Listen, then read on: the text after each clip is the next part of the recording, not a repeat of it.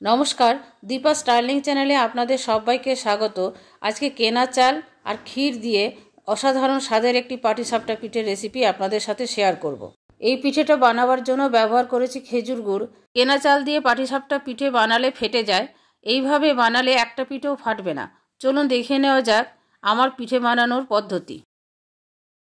প্রথমে ভেতরের পুরটা বানাবার জন্য ক্ষীর বানাবো। ক্ষীর বানাবার জন্য আমি 1 লিটার দুধ নিয়েছি। দুধটা ফুটে ওঠা পর্যন্ত অপেক্ষা করব।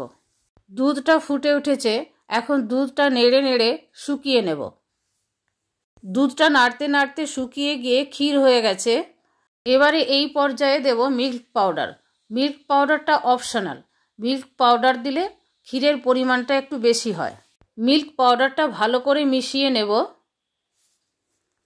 মিল্ক পাউডারটা ভালো করে মিশিয়ে নেওয়ার পর গ্যাস অফ করে দেব। ক্ষীরটা নেড়ে একটু ঠান্ডা করে নেব। তারপরে আমি খেজুর গুড়টা দেব। খুব গরম অবস্থায় যদি খেজুর গুড় দেওয়া হয় অনেক সময় কেটে যায়, সেটা গুড়ের উপর নির্ভর করে। গুড়ের পরিমাণটা মিষ্টি যেরকম পছন্দ করেন সেই অনুযায়ী দেবেন। গুড় চিনি মিশিয়েও পুরটা বানাতে পারেন, তবে শুধু খেজুর গুড় দিলে স্বাদটা আলাদা রকম হয়। গুড়টা যেমন যেমন ক্ষীরের সাথে মিশছে সেই অনুযায়ী ক্ষীরটা পাতলা হচ্ছে। এইবারে এটা নেড়ে শুকিয়ে নেব। এই পর্যায়ে গ্যাসের ফ্লেম লোতে রাখতে হবে, তা নাহলে তলায় লেগে যাবে। পিঠে বানাবার জন্য ক্ষীর রেডি। ঠান্ডা হয়ে গেলে এই পাতলা ভাবটা থাকবে না, শুকিয়ে যাবে। ব্যাটারটা বানাবার জন্য প্যাকেটে যে চালের গুঁড়োটা পাওয়া যায় সেই চালের গুঁড়ো আমি ব্যবহার করেছি। নেব 1 কাপ চালের গুঁড়ো। ওই কাপেরই মাপের হাফ কাপ নেব সুজি। একটু একটু দুধ দিয়ে ব্যাটারটা বানিয়ে নেব। প্রথমে দেব 1 কাপ দুধ। কেনা চালের গুঁড়ো দিয়ে পিঠে করলে শুধু সুজি দেবেন, ময়দা দেবেন না। ময়দা দিলে পিঠে নরম নরম হয়। ভালো করে মিশিয়ে নেব যাতে লাম্প না থাকে। আরও দুধ লাগবে, পরে আমি জানিয়ে দিচ্ছি মোট কত দুধ লাগলো ব্যাটারটা বানাতে। এখন দেব খেজুর গুড়। আমি 1 কাপের থেকে একটু কম খেজুর গুড় দিলাম। বেশি মিষ্টি পছন্দ করলে খেজুর গুড়ের সাথে একটু চিনিও ব্যবহার করতে পারেন, অথবা শুধু চিনি দিয়েও বানানো যেতে পারে ব্যাটারটা। গুড়টা পাতলা বলে আগেই দিয়ে নিলাম। ব্যাটারটা আর একটু পাতলা করতে হবে, সেই জন্য আরও কিছুটা দুধ দিয়ে দেব। এই দুধটাতেই ব্যাটারটা বানানো হয়ে যাবে। টোটাল 1 কাপ আর একটু দুধ ব্যবহার করলাম। সুজি দিয়েছি, সুজিটা ফুলবে, সেই জন্য 15 মিনিট ঢেকে রেখে দেব। 10 মিনিট পরে ঢাকাটা খুলব। ব্যাটারটার থিকনেসটা দেখুন। এর থেকে বেশি পাতলা করলে পিঠে ঠিকমতো হবে না। ব্যাটারটা হয়ে গেছে, এখন আমি পিঠেগুলো বানাবো। প্রথমে প্যানের মধ্যে অয়েল ব্রাশ করে নেব। প্যানটা হালকা একটু গরম হয়েছে। এখন 1 হাতা ব্যাটার দিয়ে স্প্রেড করে নেব যাতে পিঠের সাইজটা একটু বড় হয়।